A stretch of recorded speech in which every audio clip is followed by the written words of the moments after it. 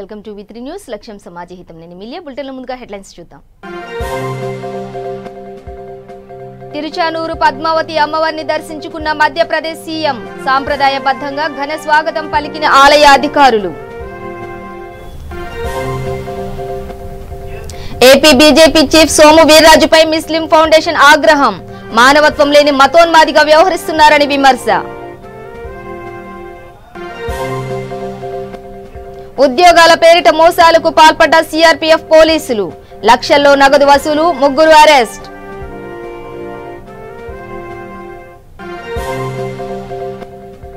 వికారాబాద్ జిల్లాలో దొంగలు హల్చల్. డ్రైవర్లపై మత్తుమందు స్ప్రే చేసి నగదు చోరీ.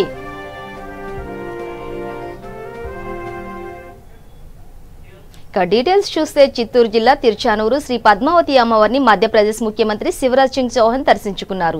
TTD JEO Basant Kumar, deputy EO Jhansirani ఆయనకు సాంప్రదాయబద్ధంగా స్వాగతం పలికారు. దర్శన అనంతరం వేద పండితులు వారికి వేదాశీర్వచనం చేసి తీర్థ ప్రసాదాలు అందజేశారు. ఈ కార్యక్రమంలో బీజేపీ అధికార ప్రతినిధి భానుప్రకాష్ రెడ్డి, ఈస్ట్ డీఎస్పీ మురళీకృష్ణ తదితరులు పాల్గొన్నారు.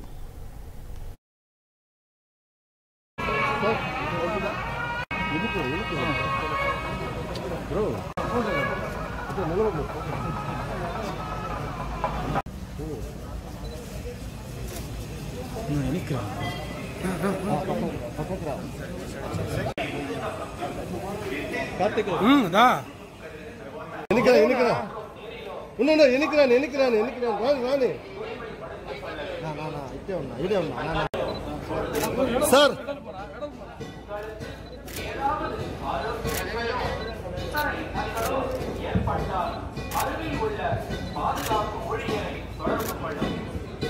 Okay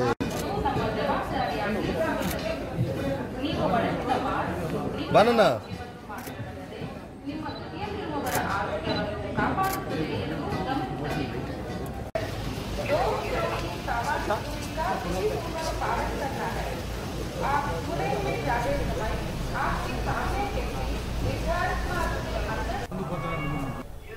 AP CM Jaganmohan Reddy Tadepalli camp కార్యాలయం నుండి అన్ని జిల్లాల కలెక్టర్లు, ఎస్పీలు, జేసీలతో స్పందన కార్యక్రమంలో భాగంగా వీడియో కాన్ఫరెన్స్ నిర్వహించారు. హౌస్ సైట్స్, ఇంటి నిర్మాణాలు, జాతీయ గ్రామీణ ఉపాధి పథకం ద్వారా చేపడుతున్న పనులు, డాక్టర్ వైఎస్ఆర్ క్లినిక్లు, ఖరీఫ్ పంట సేకరణ తదితర అంశాలపై సమీక్షించారు. ఈ సమావేశంలో కర్నూలు జిల్లా కలెక్టరేట్ నుండి జిల్లా collector G Veerapandian, SP doctor K Fakirappa తదితరులు పాల్గొన్నారు.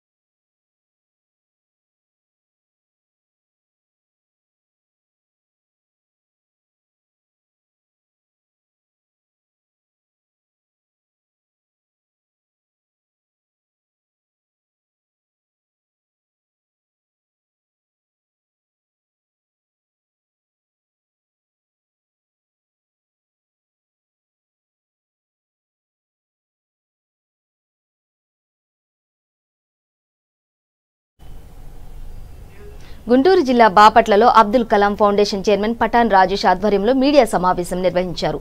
ఇటీవల నంద్యాలలో జరిగిన అబ్దుల్ సలాం కుటుంబం ఆత్మహత్యపై బీజేపీ పార్టీ రాష్ట్ర అధ్యక్షుడు సోము వీర్రాజు అనుచిత వ్యాఖ్యలు చేశారని, వాటిని అబ్దుల్ కలాం ఫౌండేషన్ ఖండిస్తుందని రాజేష్ తెలిపారు.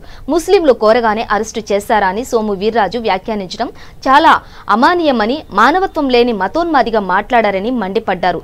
అబ్దుల్ సలాం కుటుంబానికి అన్యాయం జరిగిన విషయం తెలిసి ఆత్మహత్యకు కారకులైన పోలీస్ అధికారి హెడ్ కానిస్టేబుల్ ను తక్షణమే సస్పెండ్ చేసి వారిని అరెస్టు చేసి ముస్లిం సమాజం పట్ల ఔదార్యాన్ని చాటుకున్న ముఖ్యమంత్రి జగన్ కు కృతజ్ఞతలు తెలియజేస్తున్నామని అన్నారు.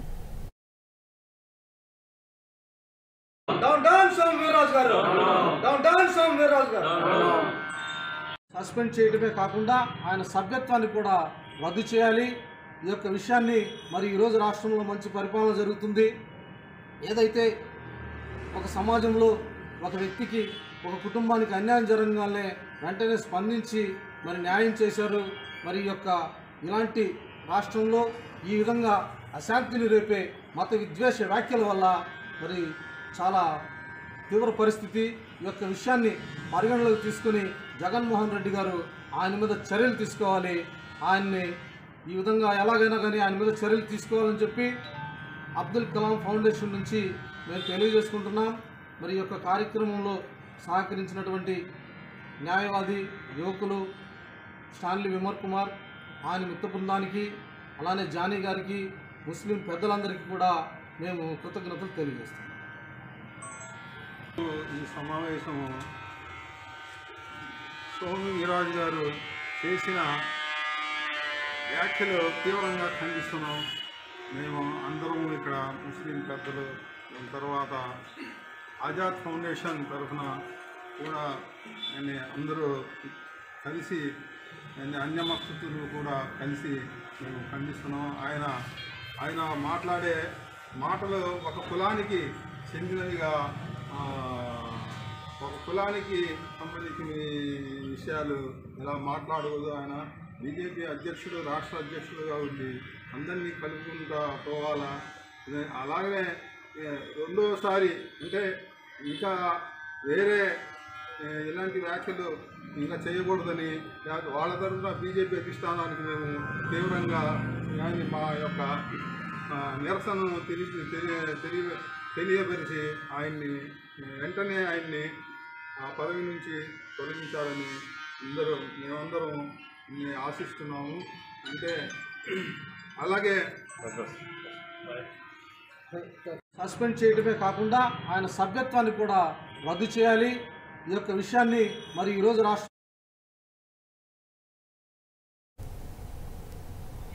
కేంద్ర ప్రభుత్వ ఉద్యోగాలు ఇప్పిస్తామని నిరుద్యోగులను నమ్మించి మోసం చేసిన సంఘటనలో 3 సీఆర్పీఎఫ్ కానిస్టేబుళ్లను పోలీసులు అరెస్టు చేశారు. బాధితుల నుంచి లక్షల్లో వసూలు చేసినట్లు పోలీసులు గుర్తించారు. పశ్చిమ గోదావరి జిల్లా కొవ్వూరుకు చెందిన బి మనోజ్ కుమార్, విజయనగరం జిల్లా మునకాలపేటకు చెందిన ఎం వెంకటరమణ, శ్రీకాకుళం జిల్లా ఆమదాల వలసకు చెందిన బి హరిబాబు విశాఖలో సీఆర్పీఎఫ్ కానిస్టేబుల్ గా పనిచేస్తున్నారు. వీరిలో హరిబాబుకు 2018లో తెలంగాణలోని పెద్దపల్లి జిల్లాకు చెందిన తిరుపతి నాయక్ తో పరిచయం ఏర్పడింది. హరిబాబు ఎంవి రమణ, మనోజ్ కుమార్ తో కలిసి తిరుపతి నాయక్ కు ఉద్యోగం ఇప్పిస్తానని నమ్మించారు. వీరు ముగ్గురు అతని నుంచి 8.90 లక్షల మేర వసూలు చేశారు. అయితే ఎంతకీ ఉద్యోగం రాకపోవడంతో తాను మోసపోయినట్లు బాధితుడు గ్రహించాడు. ఈలోపు స్టీల్ ప్లాంట్ లోని అతనికి ట్రైనీ ఉద్యోగం రావడంతో విశాఖకు వచ్చాడు.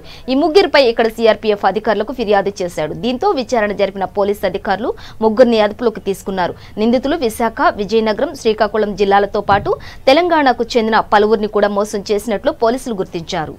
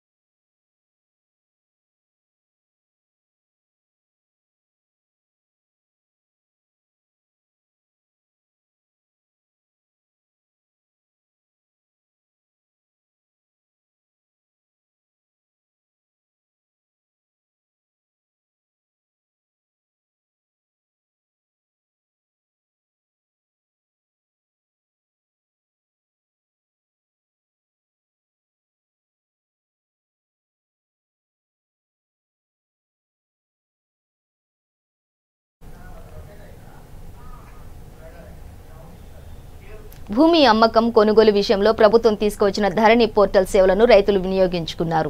నిజామాబాద్ జిల్లా కేంద్రంలో ధరణి పోర్టల్ ద్వారా వివిధ మండలాల్లో సులువుగా రిజిస్ట్రేషన్ మ్యూటేషన్ జరుగుతుందని డివిజన్ ఆర్డీఓ టి రవి తెలిపారు. ఆదిలాబాద్ జిల్లా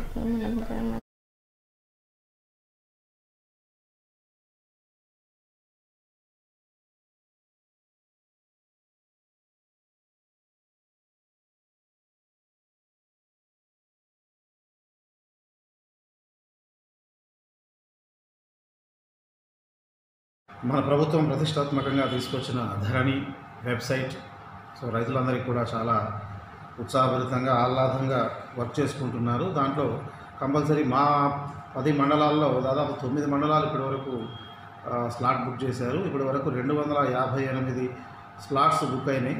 దాంట్లో దాదాపుగా ఇప్పటి వరకు ఉన్న పెండింగ్ ఒక 7 మాత్రమే ఉన్నాయి. ఆ పెండింగ్ కూడా ఒక్కటి మాత్రమే ఐరిష్ మిస్ మ్యాచ్ వల్ల ఆగిపోయింది తప్పించి మిగతా 6 కూడా మన బయర్స్కు సెల్లర్స్కు మధ్యలో ఉన్న ప్రాబ్లమ్స్ వల్ల మాత్రమే అక్కడ స్లాట్ ఆగిపోవడం జరిగింది. అంటే వాళ్ళు సరే వాళ్ళ టైంకు కానీ ఇప్పటి వరకు కానీ వాళ్ళు రాకపోవడం, అట్లాగే ఎక్స్టెంట్లు తప్పులు పడ్డాయని చెప్పేసి బయర్ సెల్లర్కి మాటలు వచ్చేసి మళ్ళీ అక్కడ ఆగిపోవడం, అట్లాంటివి మాత్రమే జరిగినాయి తప్ప ఇప్పటి వరకు ధరణిలో ఎలాంటి టెక్నికల్ సమస్యలన్నీ అధిగమించి ప్రశాంతంగా ఏ రోజుకు ఆ రోజు జరుగుతున్న స్లాట్స్ బుకింగ్లన్నీ కూడా కంప్లీట్గా అదే రోజు అదే టైంలో కూడా జరుగుతున్నాయి.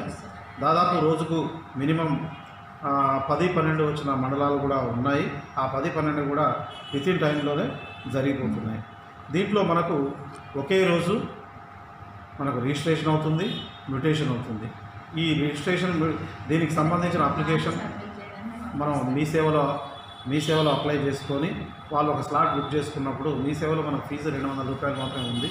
సో మీ సేవలో ఫీజు కట్టిన తర్వాత మీ సేవలో మనం అప్లికేషన్ పెట్టిన తర్వాత దానికి సంబంధించిన రిజిస్ట్రేషన్ ఫీజు కానీ అలాగే మ్యూటేషన్ ఫీజు కానీ దాంట్లో ఫీజులు మొత్తాన్ని పే చేసిన తర్వాత ఒక స్లాట్ బుక్ అవుతుంది. ఆ స్లాట్ రోజు డైరెక్ట్గా బయ్యర్ సెల్లర్ అలాగే ఇద్దరు విట్నెస్లు మన తహసీల్ ఆఫీస్కి వచ్చేసి వాళ్ళకున్న స్లాట్ టైంలో వితిన్ హాఫ్ అన్ అవర్ వాళ్ళ స్లాట్ టైం ఉంది. వితిన్ 15-20 నిమిషాల్లోనే ఇప్పుడు స్లాట్ కంప్లీట్ అవుతుంది. 15-20 నిమిషాల్లోనే వాళ్ళకు కావాల్సిన మ్యూటేషన్ ప్రక్రియ రిజిస్ట్రేషన్ ప్రక్రియ అయిపోతుంది. అలాగే ఇమ్మీడియట్గా కొత్త పాస్బుక్లు కూడా ఇవ్వడం జరుగుతుంది. పాత పాస్బుక్లో ఎవరైతే అమ్ముతున్నారో వాళ్ళని తీసేసి మిగిలిన ఎక్స్టెంట్ ఎంత ఉందో అంత ఇస్తాము, మిగతా విస్తీర్ణం ఇస్తాము. కొత్త పాస్బుక్ కొత్త బయ్యర్ ఎవరైతే కొనుక్కున్న అతను ఉన్నాడో పాత పాస్బుక్కే ఉంటే అతను దాంట్లో ఎంట్రీ అవుతుంది. లేదా అతను పాస్బుక్ లేకపోతే కొత్త పాస్బుక్ కోసం ఇమీడియట్గా ఒక కొత్త పాస్బుక్ నమూనా ఒకటి వాళ్ళకు ఇమీడియట్గా ఇచ్చేస్తాం. అలాగే అదే 10-15 రోజుల్లో ఇది ఇంటికి డైరెక్ట్ మా ఇంటికి అది వస్తుంది. ఈ విధంగా ధరణిలో ఎలాంటి సమస్యలు ఇప్పుడు ఎవరికైతే టెక్నికల్ సమస్యలన్నీ కూడా అధిగమించి సాఫీగా సాగుతుంది. విషయంలో మాత్రం ఇప్పటి వరకు అవి గవర్నమెంట్ ఇచ్చిన టైం అయితే అయిపోయింది. వాటికి సంబంధించి ఇంకా మా తహసీల్ ఆఫీసులకు కానీ మా అంటే రెవెన్యూ ఆఫీసులకు ఎలాంటి ఇన్ఫర్మేషన్ కానీ వాటికి సంబంధించిన ఎలాంటి ఇంకా మాకు అందలేదు. సో మా గైడ్లైన్స్ ఎలాంటివి రాలేదు కాబట్టి గైడ్లైన్స్ వచ్చిన వెంటనే వాటికి సంబంధించిన ఇష్యూస్ కూడా అన్నీ పరిష్కరిస్తాం. సాదా పరిణామాలకు సంబంధించి గవర్నమెంట్ ఆల్రెడీ ఒకసారి టైం కూడా మనకు ఎక్కువగా పెంచడం జరిగింది. సో దాంట్లో చేసినంత వరకు ఇప్పుడైతే ఎంతవరకు అయితే ఉన్నారో వాటికి సంబంధించినంత వరకు గైడ్లైన్స్ ఇంకా మనకు ఎలాంటి గైడ్లైన్స్ మా రెవెన్యూ డిపార్ట్మెంట్ మా డిపార్ట్మెంట్కి ఎలాంటి అందలేదు. అందిన తర్వాత వాటికి సంబంధించినవన్నీ పరిష్కరిస్తాం. మీరు అన్నట్టు ఇంకా కొంతమంది ఉన్నారు అంటే అది గవర్నమెంట్ డిసిషన్ మాత్రమే తీసుకోవాల్సి ఉంటుంది కాబట్టి గవర్నమెంట్ డిసిషన్ తీసుకుంటే వాటి వికారాబాద్ జిల్లా యాలాల్ మండలం లక్ష్మీనారాయణపూర్ చౌరస్తాలో కొందరు వ్యక్తులు చోరీకి పాల్పడ్డారు. లారీ డ్రైవర్లకు మత్తుమందు స్ప్రే చేసి చోరీకి పాల్పడిన దుండగులను పోలీసులు అరెస్టు చేశారు. వారి నుండి 50,000 రూపాయల నగదు, ఒక బైకు, 2 సెల్ ఫోన్లు స్వాధీనం చేసుకున్నారు.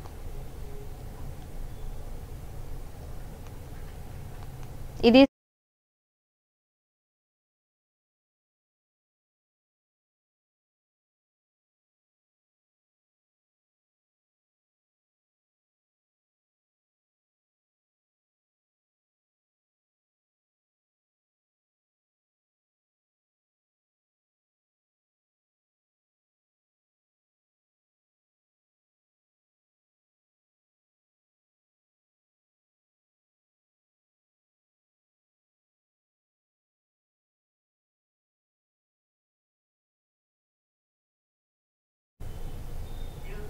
ఆదిలాబాద్ జిల్లా ఉట్నూర్ మండలం కేంద్రంలో SV moon sun rise welfare society ఆధ్వర్యంలో యువతులకు మహిళలకు కుట్టు మిషన్ శిక్షణ కేంద్రాలను ఏర్పాటు చేశారు. 45 రోజుల శిక్షణ ముగిసిన అనంతరం సొసైటీ చైర్మన్ జాడి సుధాకర్ ఆధ్వర్యంలో సర్టిఫికెట్లు అందజేశారు. ఈ సందర్భంగా జీఎస్పీ ఉదయరెడ్డి మాట్లాడుతూ యువ పరివర్తన సంస్థ ద్వారా శిక్షణ తీసుకున్న ప్రతి ఒక్కరూ మంచి ఉపాధి అవకాశాలు పొందాలని కోరారు. ఉపాధి కల్పన కార్యక్రమాలను ప్రారంభించిన యువ పరివర్తన సంస్థను అభినందించారు.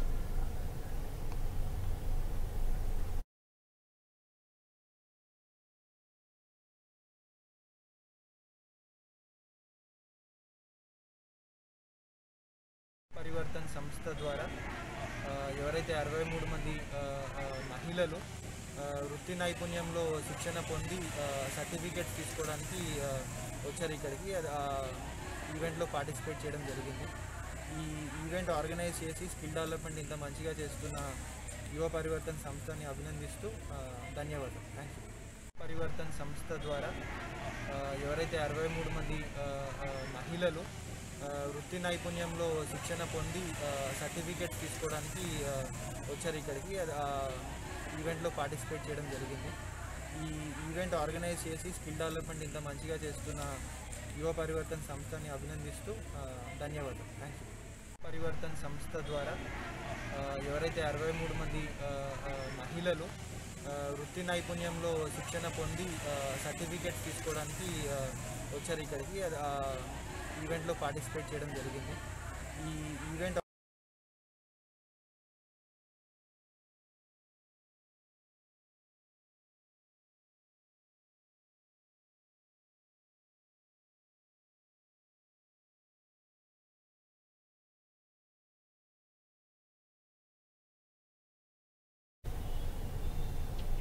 గాయపడిన వ్యక్తిని తన సొంత కారులో ఆసుపత్రికి తరలించి మానవత్వం చాటుకున్నారు సిరిసిల్ల జిల్లా అసిస్టెంట్ కలెక్టర్.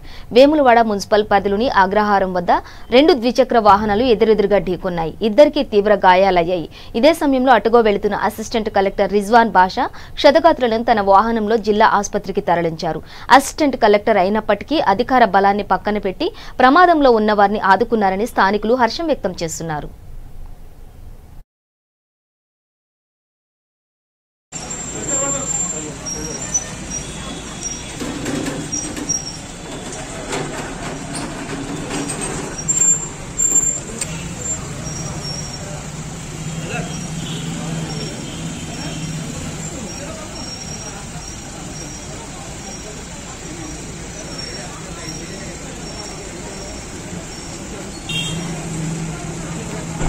ఎక్కడైంది సార్?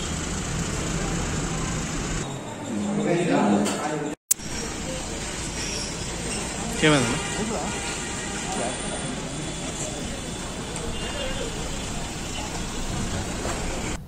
కుత్బుల్లాపూర్ నియోజకవర్గం సుభాష్ నగర్ డివిజన్లో గుంజా ఆర్గనైజేషన్ దళిత మహిళా మండలి అధ్యక్షురాలు పోపూరి అనిత ఆధ్వర్యంలో 100 మంది హిజ్రాలకు నిత్యావసర సరుకులు పంపిణీ చేశారు. లాక్డౌన్ కాలంలో ప్రభుత్వం కానీ అధికారులు కానీ తమను పట్టించుకోలేదని గుంజా ఆర్గనైజేషన్ వారు తమ అవసరాలను గుర్తించి సరుకులు అందించారని బాధితులు తెలిపారు. తమను ఆదుకున్నందుకు నిత్యం రుణపడి ఉంటామని పేర్కొన్నారు.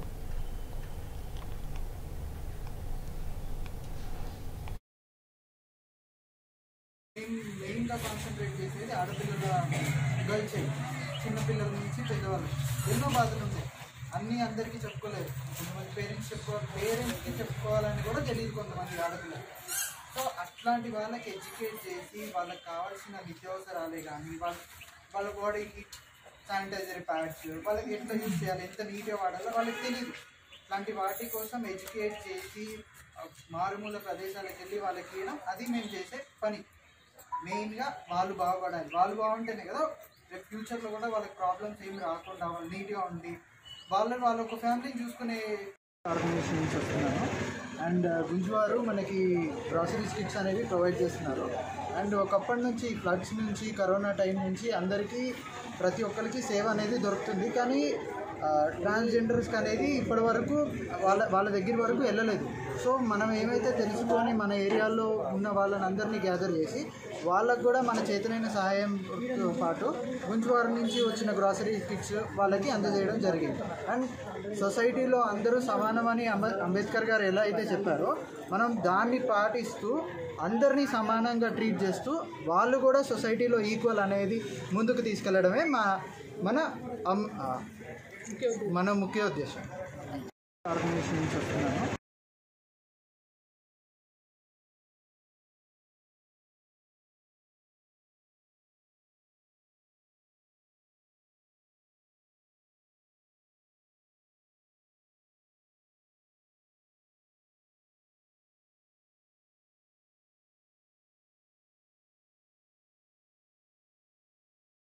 సో ఇంత ముందుటువంటి కరోనా వల్ల ఎఫెక్ట్ వల్ల జరిగినటువంటి ఎన్నో ఇన్సిడెంట్స్ ఉంది.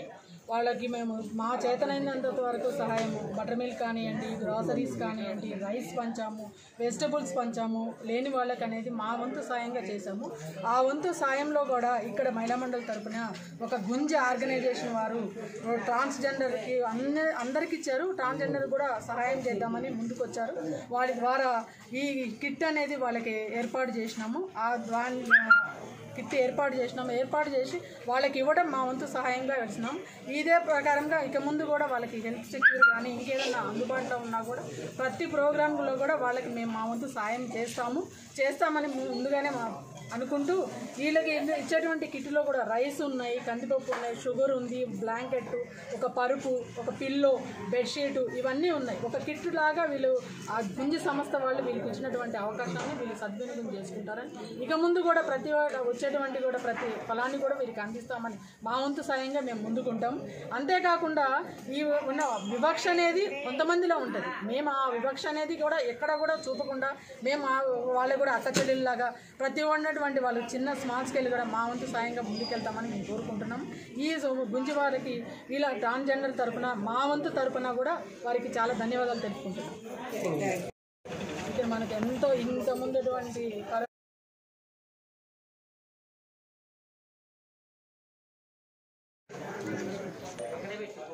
హాయ్ అండి, అందరికీ నమస్కారము.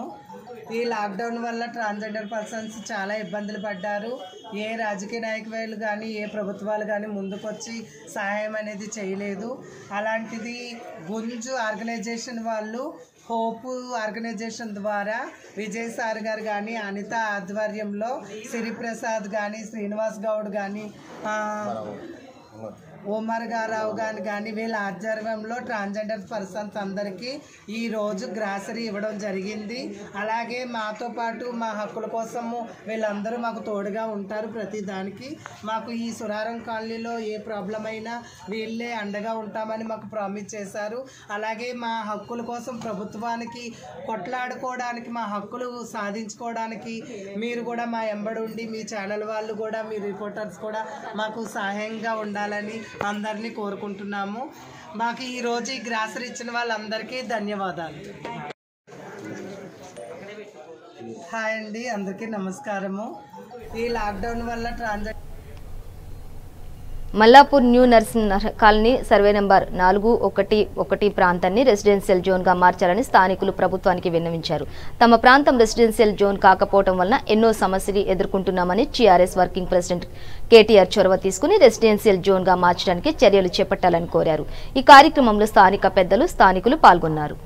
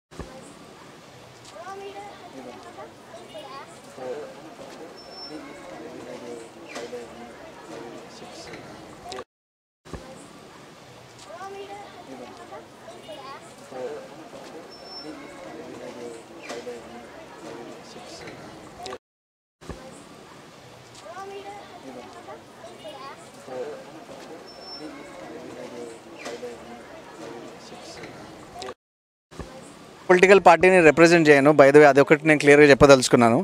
సో మేము మల్లాపూర్ న్యూ నరసింహనగర్ కాలనీ వాసులం అండి అందరు ఇక్కడ. సో బేసిక్గా మాకు ఒక లాస్ట్ 30 సంవత్సరాల నుంచి ఒక ప్రాబ్లం ఉందండి. By the way KTR sir, మీరు ఇది ఒకవేళ మీరు విన్నట్లయితే చూసినట్లయితే మీకు ఒక చెప్పదలుచుకుంది ఏంటంటే, ఇక్కడ ప్రతి ఒక్క ఓటు మీ క్యాండిడేట్కి పడ్డ ఓటే అనమాట. మీరు ఎలక్షన్స్ అంటే మున్సిపల్ ఎలక్షన్స్ చూసుకున్నా, మీ అసెంబ్లీ ఎలక్షన్స్ ఏది చూసుకున్నా, ఇక్కడ అందరు తెలంగాణకి ఓటు వేసిన వాళ్ళే, అందరు మీ పార్టీకి సపోర్ట్ చేసిన వాళ్ళే. అయితే మాకు ఎంత మటుకు న్యాయం అవుతున్నది అన్నది నేను మీకు ఒక చిన్న ఎక్స్ప్లెనేషన్ ఇవ్వాలనుకుంటున్నాను సార్. బేసిక్గా మేము సర్వే 4/1, 5, 6, 5/1 మల్లాపూర్లో ఇదంతా మీకు ఇదంతా మొత్తం ఒక రైల్వే ట్రాన్స్పోర్టేషన్ జోన్ అని చెప్తున్నారు సార్. అయితే ఇప్పుడు ఇక్కడ అందరూ ట్యాక్సీలు కడుతున్నారా అమ్మ అందరూ? ట్యాక్సీలు కడుతున్నారు, ఎలక్ట్రిసిటీ బిల్లు, పవర్, వాటర్ అన్ని బిల్లులు కడుతున్నారు సార్. అండ్ రీసెంట్లీ మేము ఈ ఎల్ఆర్ఎస్కి బీఆర్ఎస్కి కూడా కట్టడం కూడా జరిగింది.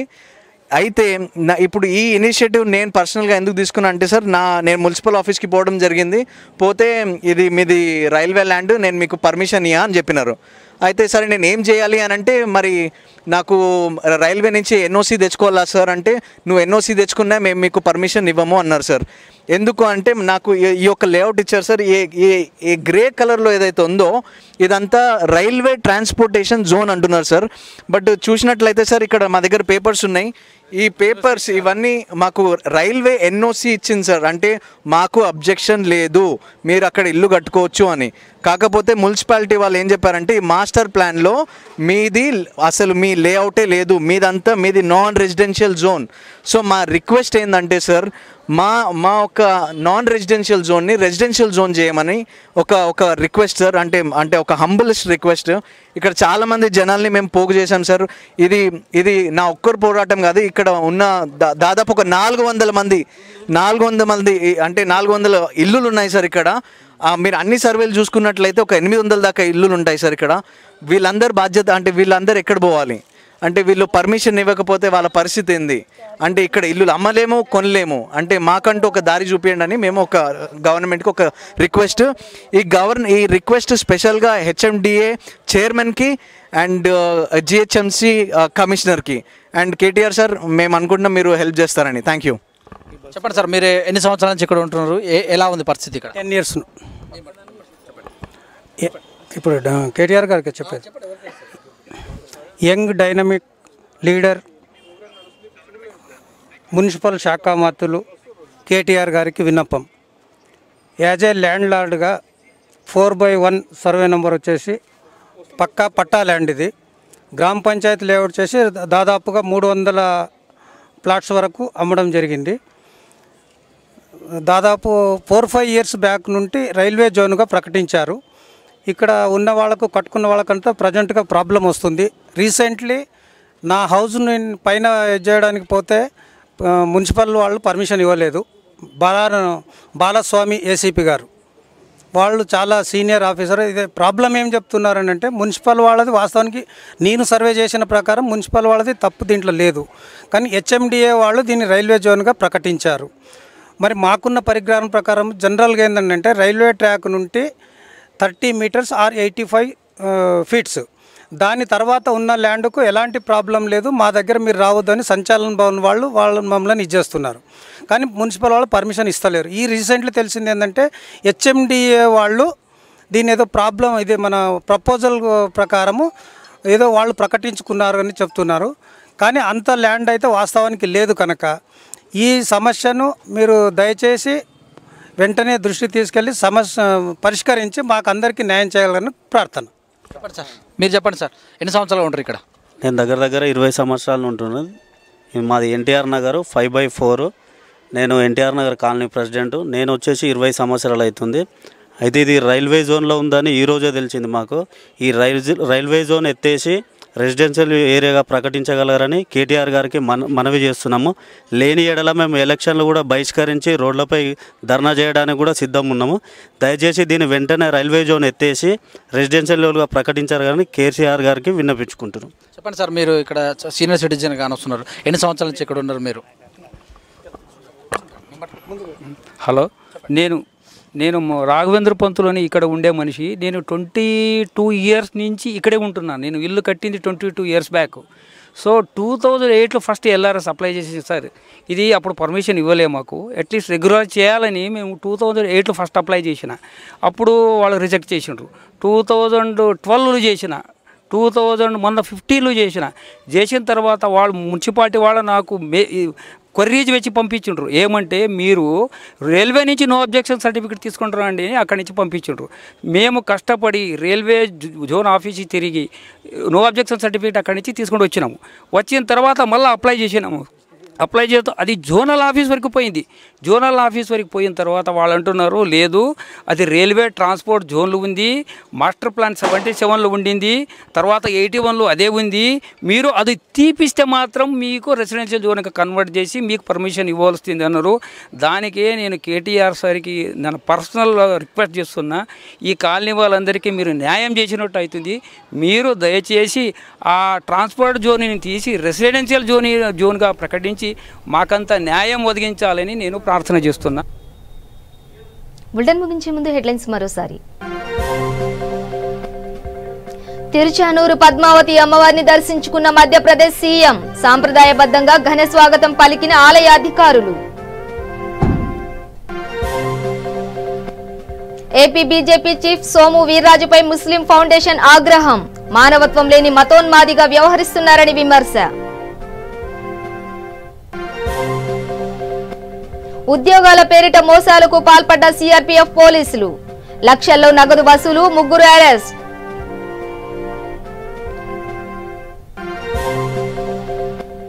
వికారాబాద్ జిల్లాలో దొంగలు హల్చల్, డ్రైవర్లపై మత్తుమందు స్ప్రే చేసి నగదు చోరీ.